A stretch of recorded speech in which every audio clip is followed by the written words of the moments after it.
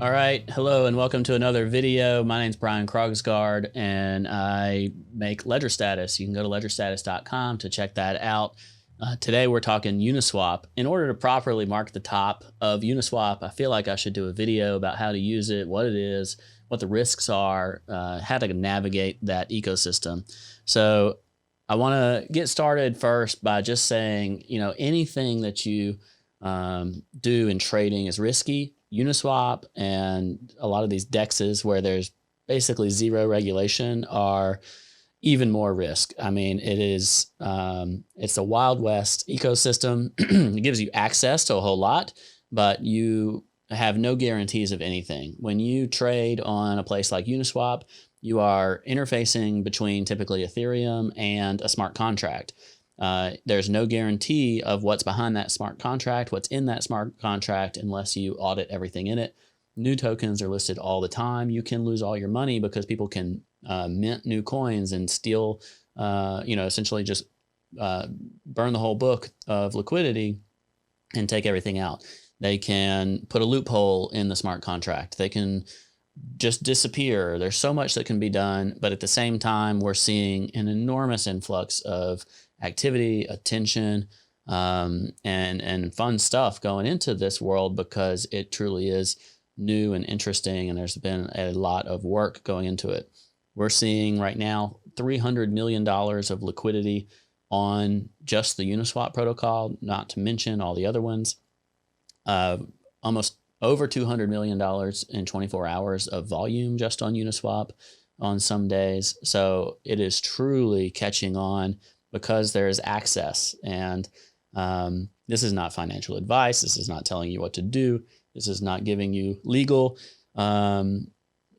any legal insights in terms of what you can or should do, or what these tokens have done for their regulatory presence, which is basically none for a lot of them. So be very careful with what you're doing. What I want to do is show you how I'm looking at this ecosystem, some tricks that I've picked up in terms of how to get around more quickly, because sometimes speed is a really important part of all of this.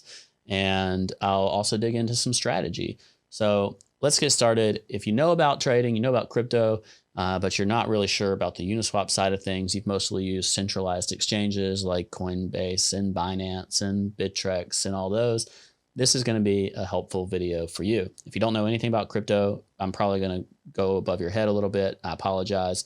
There are other good videos for getting introduced to crypto itself. What we're talking about today is trading and use strategy on a place like Uniswap or other DEXs. There's competing ones coming out already for a variety of good reasons. Okay, so let's dig in. What I like to do first is use something as kind of a home base for where I'm navigating stuff.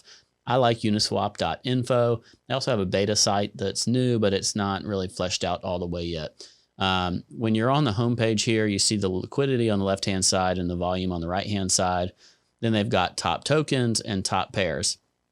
So let's first talk about what some of this stuff means.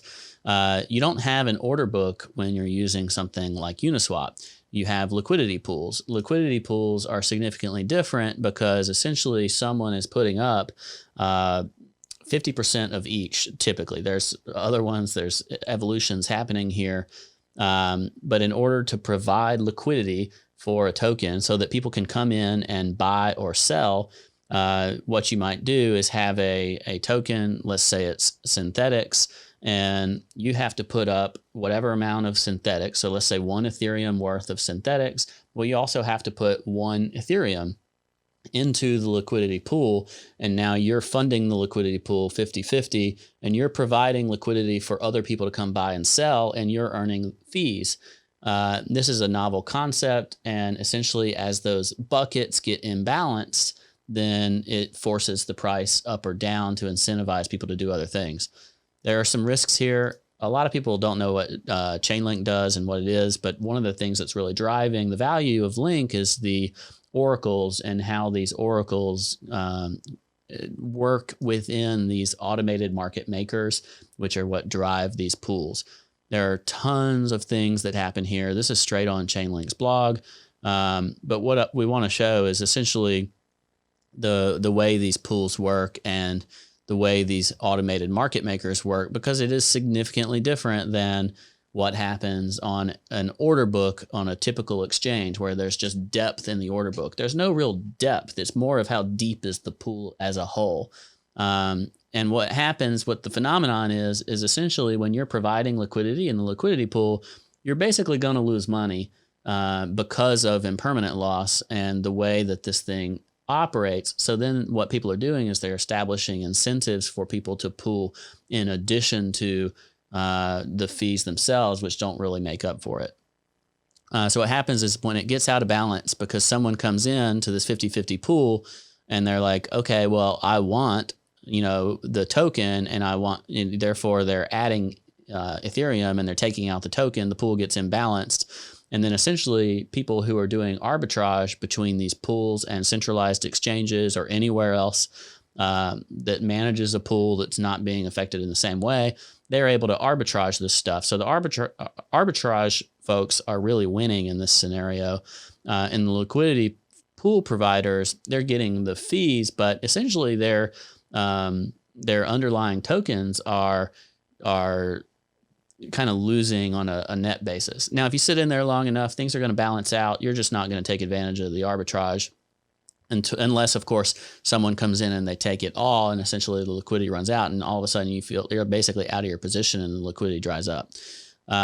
This article just has a lot of stuff about, how impermanent loss works and the risks of that. So know that if you do provide liquidity, there are risks in terms of putting your tokens in there. And the best way to provide liquidity is when you're actually yielding something due to it. So some of these marketplaces, some of these smart contracts, they will actually allow you to yield farm. You've heard this term, because you are pooling. So because you're providing your tokens and you're providing liquidity in the ecosystem, you're participating, you actually can yield a reward, and that reward itself may have value. It may have a role of governance in the ecosystem for this token, etc. In addition to all of that, the whole automated market making thing is evolving as well. So there's a lot going on in this space, but that's basically the essence of how it works. And the effect of what you have there is you end up with a whole lot of Ethereum and whatever else is making up these pools, like DAI or USDT or whatever else. Those tokens are getting locked into the pools, and therefore, they're kind of out of the circulating supply when they're essentially participating as a provider of liquidity for people trading. So some of the stuff you want to look at are what's the overall liquidity on the pair for a token I'm looking to buy? What's the volume of that? And kind of how does this all work together? Because if a token doesn't have a lot of liquidity, you can really affect the price by going in there and buying it up. And what we're seeing that's great is that a lot of these have a ton of liquidity. So let's look at Meta, for example. Now, when you're on uniswap.info, it's giving you this token safety alert because they're not guaranteeing what you're able to do here. A token like Meta has $3 million of liquidity right now, and 24-hour volume has been $1.6 million. With $3 million of liquidity, you can honestly get in and out of Meta pretty nicely. So you're here, how do you trade it? When you're trying to get into this stuff, you might see people saying like, yeah, what's the contract address and some things like that. What I like about uniswap.info is actually that they have buttons for me to essentially do the important things. So if I'm on a token, if I find a token up here in the URL, it's the actual contract address, and then you can go look it up on Etherscan or whatever. But on this landing page, it gives you some idea of the chart. It shows you the liquidity, the volume, the number of transactions over the past 24 hours. And then it gives you the top pairs. And when you're trading in or out of one of these, you want to participate in a pool that's being funded, essentially. So the top pair is MTA ETH, and there's $6 million of liquidity, 1.6 million in 24-hour volume. And you can see the recent transactions. And all of this stuff is on the Ethereum chain. This is what is causing so much activity on Ethereum. And if I want to trade this, then I would click the button that says trade. So let's do that. And this takes me to the Uniswap Exchange, the uniswap.org app. And they make this very simple because essentially you have a from and a to, and it's going to, based on what you do, is going to adjust, what you're buying or selling. So if I flip this arrow, that turns me into a buyer, and I can say I want 1 Ethereum worth of MTA, and it says, okay, you're going to get an estimated of 68.15 MTA, and here is your price per MTA. Here's the minimum. So it's essentially giving me a guarantee based on slippage and adjustments in price between when I get this estimate versus when I execute, because again, this is all on chain. I have to submit a transaction to the Ethereum network. Here is your price impact. This is important. I'm only going to have a 0.01% impact on the price, which is basically nothing. And then the liquidity provider fee is 0.003 Ethereum. So that is what these liquidity pool providers are doing. Now, the bigger the liquidity pool, the less impact I'm going to have. And that's all the better because I don't want to have an impact. So let's say, okay, I'm going to buy 1,000 Ethereum worth of MTA. Well, in this scenario, now I am going to have an impact of 11.5%, and that is a big deal. So I'm going to push the price up, and it's giving me that warning on when I buy MTA. Now you may think, oh, well, I'm never going to do that. I'm never going to buy 1,000 Ethereum of something. Well, there are other tokens, small caps and, newly listed things, stuff just doesn't have as much liquidity, and maybe your 1 Ethereum purchase is going to have an 11% impact, and you need to be cautious of what impact you're having on this overall token and the pool when you buy, and use that in your calculations. Now, if you click this gear up here, you can actually set your slippage tolerance. So you can say, I don't want to ever have more than a 1% impact, and it'll adjust that when it calculates it for you and try to prevent you from having too much of an impact. You may set that as much as like 5%. If you set it more than about 5%, especially with some of these low caps, it's going to start throwing you warnings, and it's going to say, hey, your transaction may be front run. Now, we don't want to be a front runner, or we don't want to be front running any transaction. We don't want to have that impact. Essentially, it's giving you a notice to say you need to be careful. All right, so what am I actually trading on here? It says connect to a wallet, and actually the way that works is you're going to connect to something like Metamask. And so what you would do is you would install Metamask in your browser. So when you're on Metamask and you hook up to your hardware wallet, now you can transact directly with your hardware wallet.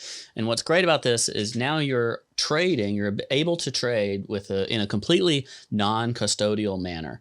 And this is fantastic because you're not at the risk of whatever the exchange has going on.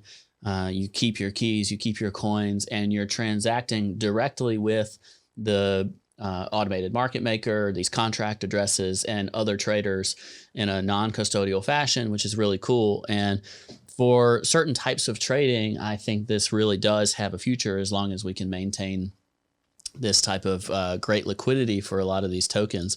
And honestly, some of these pools are like MTA that I showed are more liquid than the counterparts on centralized exchanges.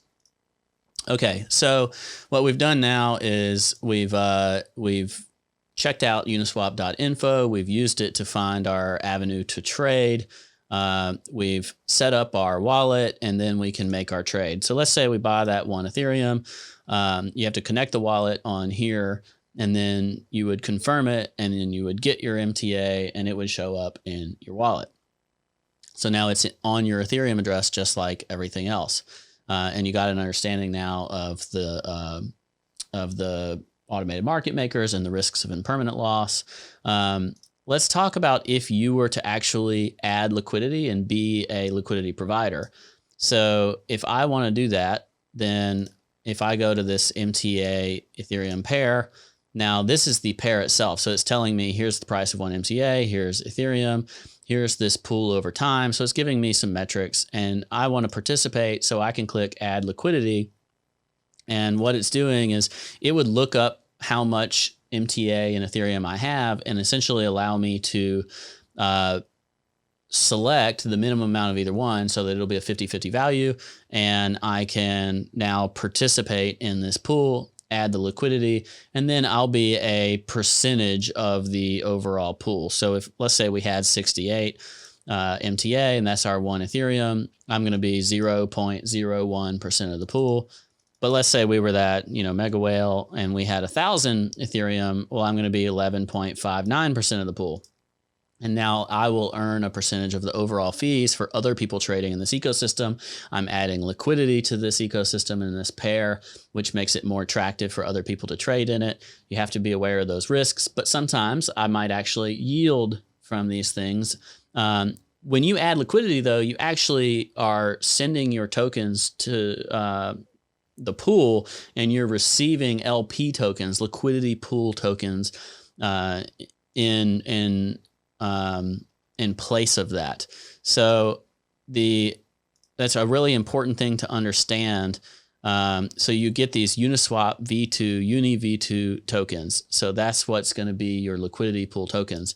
And then people essentially, depending on the project and everything else, like you may stake those LP tokens, you may just receive the yielded token because you have those LP tokens. There's all kinds of different ways to do the whole DeFi farming thing. So you just want to consider that when you're wondering whether you should participate in a pool. See what incentives they have, see what that community's got going on, see what they're doing, et cetera, et cetera. All right, let's talk about actually how do you navigate the rest of this ecosystem, because one of the things is these Uniswap tokens, they don't have charts on places like TradingView and TrendSpider, so you actually have to use custom resources. Now, the one that I like the best is Uniswap Vision, uniswap.vision, purely because it's fast. So this is a TradingView interface, but I'm building out, they're building out their own candle data, and I find that this one shows the price updates faster. It's not like I'm married to it or anything. It's just where I can chart stuff. Unfortunately, this one doesn't have tons of support. So there's not a whole lot of tokens that I can get on here. However, it is fast, and that's a nice advantage. You can also go to chartex.pro, chartex.pro.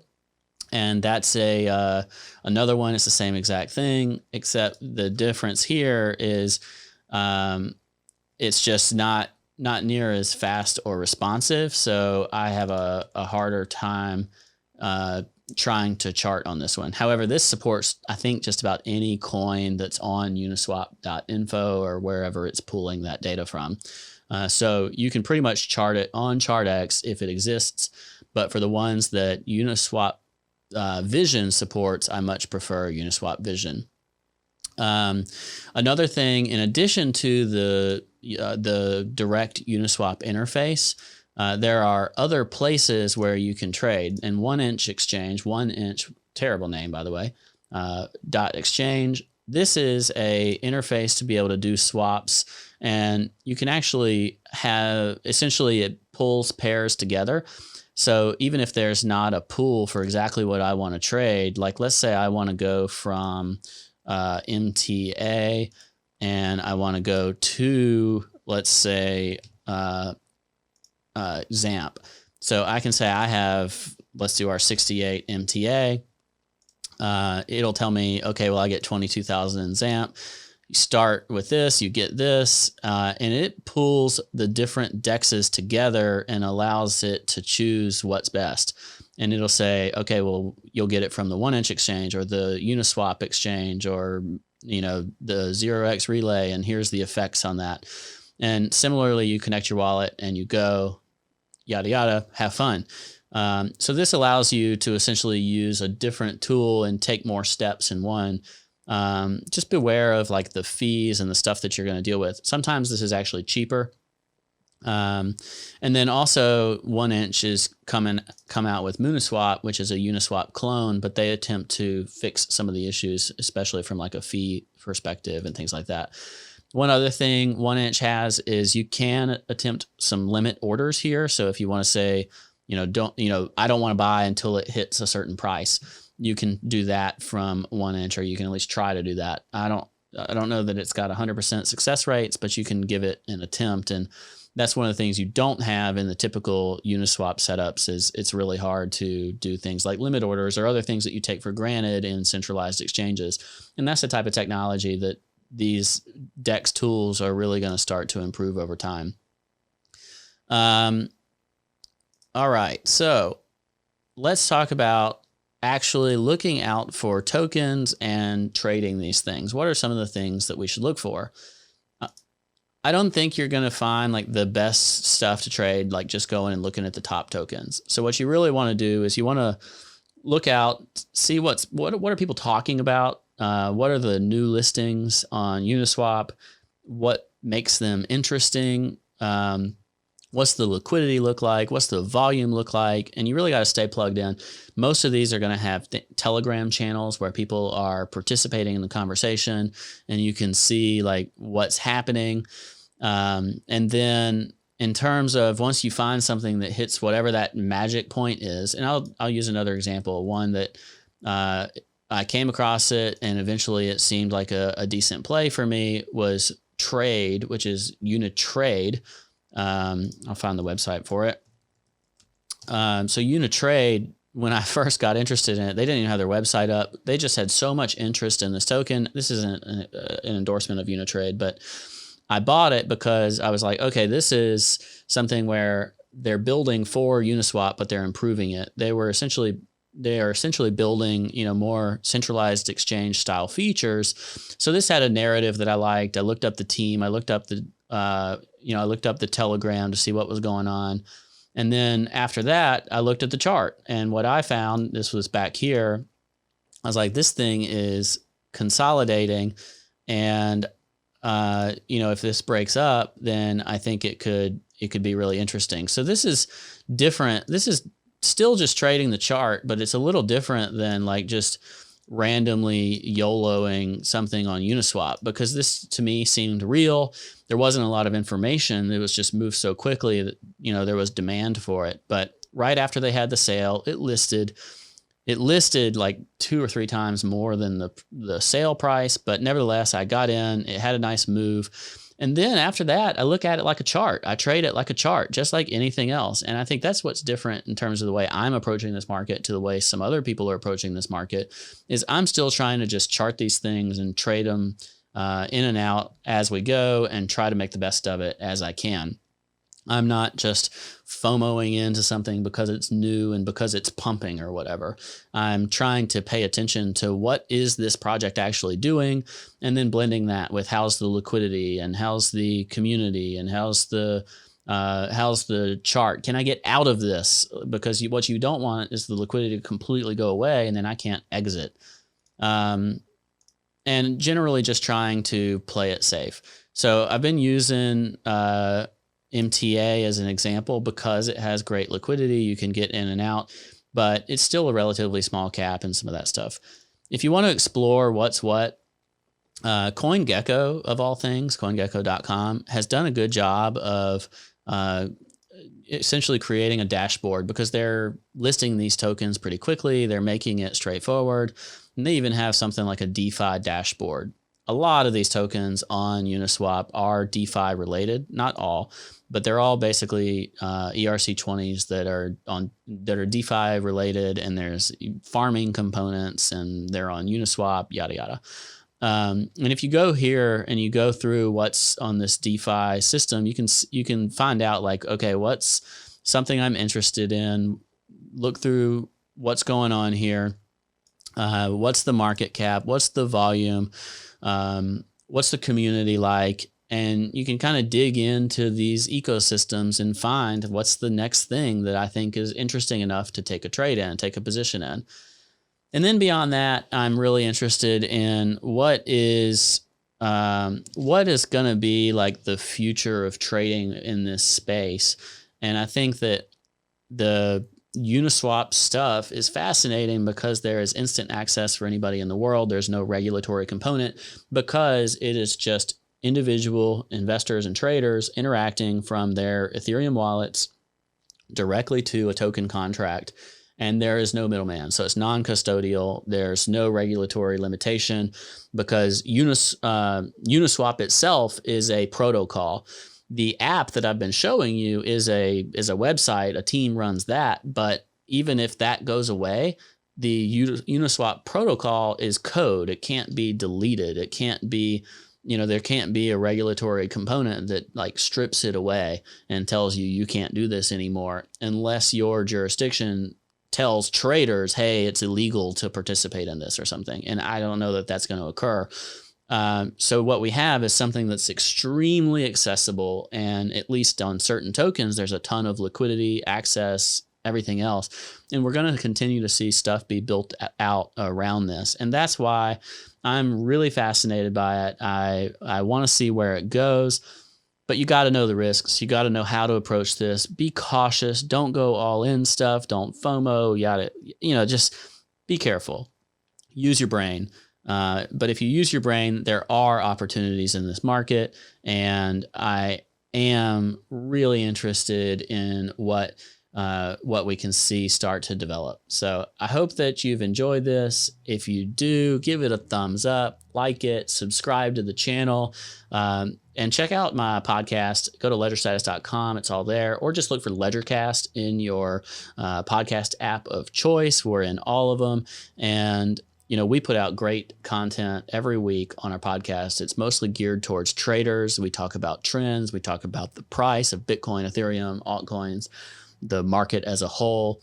And we try to shoot you straight on that stuff. And just like I'm doing here, I don't want to, say this is the next big way to get rich, but I do want to say there are opportunities here. I've found opportunities for myself here, and I think it's a really interesting thing that's happening. All right. Hope you have a great one. Thanks for joining me, and I'll talk to you next time.